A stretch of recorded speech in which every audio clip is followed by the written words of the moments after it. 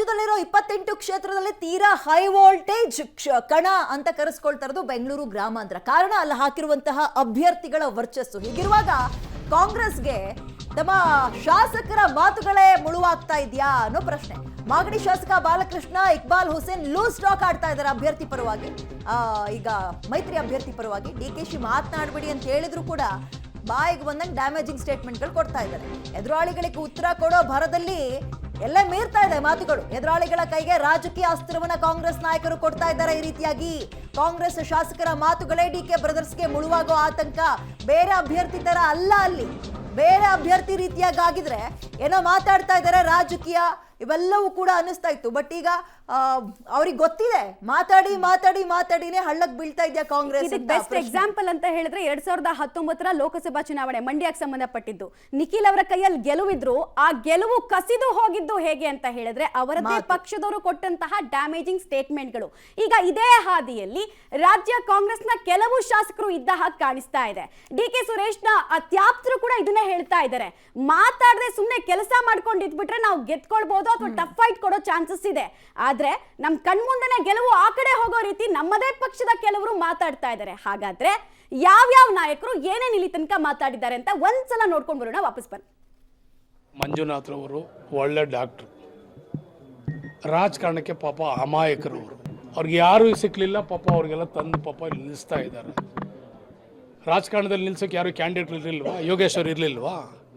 ಕುಮಾರಸ್ವಾಮಿ ಅವ್ರು ನಿಂತ್ಕೊಳ್ಳೋಕೆ ಆಗ್ತಾ ಇರಲಿಲ್ವಾ? ಬೇರೆ ಯಾರು ಇಲ್ವಾ? ಅಮಾಯಕರ ಪಾಪ ತಂದು ಒಬ್ಬ ಹೆಸರಾದಂಥ ಒಬ್ಬ ಅವರು ಹೃದಯ ತಜ್ಞರು, ಅವ್ರದ್ದೇ ಆದಂಥ ಒಂದು ಗೌರವ ಇದೆ ಸಮಾಜದಲ್ಲಿ. ಪಾಪ ಅವ್ರಿಗೆ ತಂದು ಪಾಪ ಏನೋ ಮಾಡೋಕ್ಕೆ ಹೊರಟಿದ್ದಾರೆ.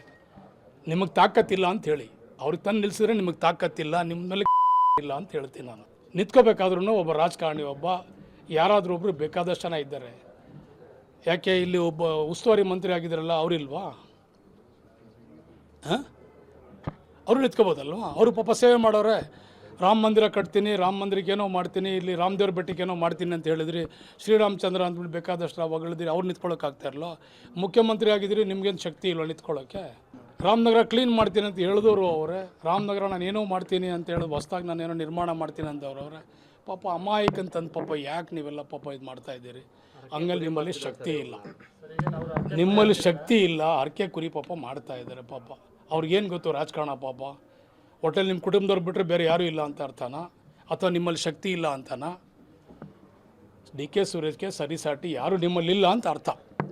ನೀವು ನಿಲ್ಲಿಸಿರೋ ಕ್ಯಾಂಡಿಡೇಟ್ ನೋಡಿದ್ರೆ ನಿಮ್ಮಲ್ಲಿ ಆ ಶಕ್ತಿ ಇಲ್ಲ, ರಾಜಕಾರಣ ಮಾಡುವಷ್ಟು ನಿಮ್ಮಲ್ಲಿ ಅವ್ರ ಎದುರುಗಡೆ ನಿಲ್ಲುವಂಥ ಶಕ್ತಿ ನಿಮ್ಮಲ್ಲಿ ಇಲ್ಲ ಅಂಥೇಳಿ ಸ್ಪಷ್ಟವಾಗಿ ನಿಮ್ಮ ಕ್ಯಾಂಡಿಡೇಟ್ ನೀವು ಯಾರು ನಿಲ್ಲಿಸ್ತಾ ಇದ್ದೀರಿ ಆ ಮುಖಾನ ನಮಗೆ ಕಾಣ್ತಾ ಇದೆ. ಡಾಕ್ಟ್ರ್ ಕೆಲಸ ಮಾಡೋರು ಡಾಕ್ಟ್ರ್ ಕೆಲಸ ಮಾಡಬೇಕು, ರಾಜಕಾರಣ ಮಾಡೋರು ರಾಜಕಾರಣ ಮಾಡಬೇಕು, ಅಭಿವೃದ್ಧಿ ಮಾಡೋರು ಅಭಿವೃದ್ಧಿ ಮಾಡಬೇಕು.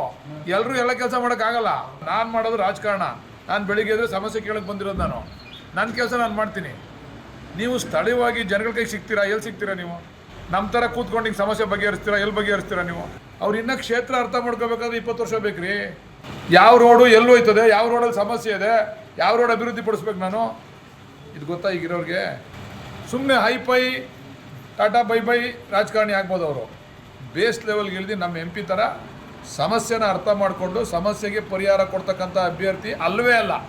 ಅದನ್ನು ಘಂಟಾಘೋಷವಾಗಿ ಹೇಳ್ಬೇಕಾದ್ರೆ ಹೇಳ್ತೀನಿ. ಅವರು ಆ್ಯಸ್ ಎ ಡಾಕ್ಟರ್, ಅವರು administrator, as a Jayadeva administrator ಅವರು ಸಕ್ಸಸ್ ಆಗಿರ್ಬೋದು.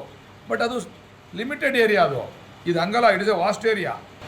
ರಾಜಕಾರಣ ಮಾಡೋಕ್ಕೆ ಎಲ್ರಿಗೂ ತೇವಲು, ಎಲ್ರಿಗೂ ಆಸೆ, ನಾನೇನೋ ಆಗ್ಬಿಡ್ಬೇಕು, ನಾನೇನೋ ರಾಜಕಾರಣದಲ್ಲಿ ಆಗ್ಬಿಡ್ಬೇಕು. ರಾಜಕಾರಣ ಅದು ಮುಳ್ಳಿನ ಹಾಸಿಗೆ. So white collar peoples can't do politics. Politicians ನಮ್ಮ ಥರ ಏನೋ ಹಳೆ ಬಟ್ಟೆ ಹಾಕ್ಕೊಂಡು ಬೀದಿಲಿ ನಿಂತ್ಕೊಂಡು ಜನಗಳ ಜೊತೆ ಸೇರ್ಕೊಂಡಾಗಲೇ ರಾಜಕಾರಣ ಮಾಡ್ಲಿಕ್ಕೆ ಸಾಧ್ಯ. ಇಲ್ಲೇ ನಾವು ಯಾರು ಮರ್ಡರ್ ಮಾಡಿಬಿಟ್ಟಿದ್ದೀವಾ ಹೇಳಿ? ಒಂದು ಉದಾಹರಣೆ ಕೊಡಪ್ಪ. ನಾವು DK ಶಿವಕುಮಾರ್ ಅವರು, DK ಸುರೇಶ್ ಅವರು ಯಾರನ್ನಾದರೂ ಜನತಾದಳದವ್ರಿಗೆ ಹೊಡೆದಿರೋದಾಗಲಿ ಇಲ್ಲ ನಮ್ಮ ಮೇಲೆ FIR ಆಗಿರೋದಾಗಲಿ ನಾವು ಮರ್ಡರ್ ಮಾಡಿ ಉದಾಹರಣೆ ಇದೆಯಾ? ನಾವು ಸ್ವಲ್ಪ ಹೊರಟಿರೋರು ಅಲ ಅನ್ನೋ ಆಲದ ಮರ ನಂಬೋದಂತೆ, ಮಳ್ಳಿ ಹಂಗಿರೋ ಕಳ್ಳಿ ಗಿಡ ನಂಬೋಕ್ಕಾಗಲ್ವಂತೆ. ಕಳ್ಳಿ ಗಿಡ ತುಂಬ ಡೇಂಜರ್ ರೀ. ನಾವು ಅಲ ಅಂತೀವಿ ಅಷ್ಟೇ. ಆಲದ ಮರ 100 ಜನಕ್ಕೆ ನೆರಳು ಕೊಡ್ತೀವಿ. ಕಳ್ಳಿ ಗಿಡ ಏನು ಹೇಳಿ ಒಂದ್ಸರಿ ಕಿತ್ತು ಕಣ್ಣಿಗೆ ಬಿದ್ದರೆ ಕಣ್ಣೆ ತೆಗಿಬೇಕಾಗ್ತದೆ. ನಮಗಿರೋಂಥ ಉದ್ದೇಶ ಡಾಕ್ಟರ್ ಮಂಜುನಾಥ್ ಇದೆ. ನೀವು ಒಂದು ಓಟು ಲೀಡ್ ಕೊಟ್ಟರೆ ನಾವು 1 ಲಕ್ಷ ಓಟು ಲೀಡ್ ಕೊಡ್ತೇವೆ. ಎಷ್ಟು?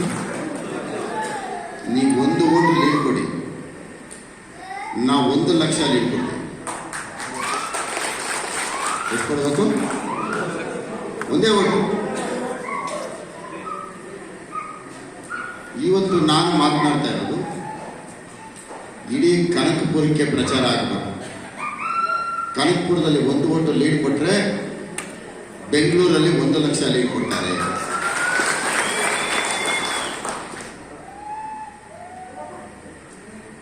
ಈ ಸಾರಿ ಬಹಳಷ್ಟು ಜನ